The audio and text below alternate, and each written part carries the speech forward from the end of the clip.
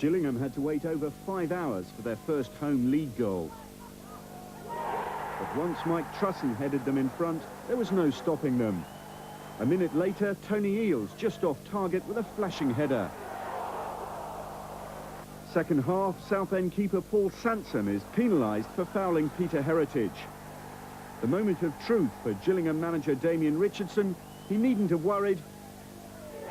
Steve Lovell making it 2-0. Southend rallied briefly, Ron Hilliard foiling Gary Bennett. Then Gillingham's defence foiling David Crown.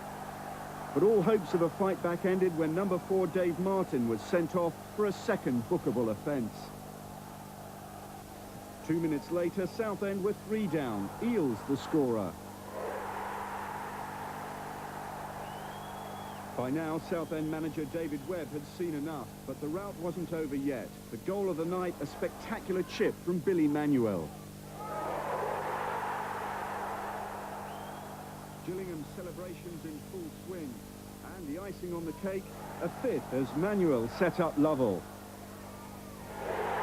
That was the goal which knocked Southend off the top. For Richardson, a moment to savour. For his opposite number, a harsh lesson had been learned. The Gillingham game's a prime example. It was there to be won. The other team won it 5-0. You know, stuffed it down our throats, and we've got to get up in the morning, look at ourselves in the mirror and say, well, we've had a good ticking off now, let's get on with it. I've got a lot of feeling for the crowd here. They've been through a few bad years here, and they don't deserve to be, because they're first-class supporters. So I was more happy for the players and for them than I was for myself. But in saying that, I'm feeling terrific myself. But the goals are what live in most people's memories from tonight.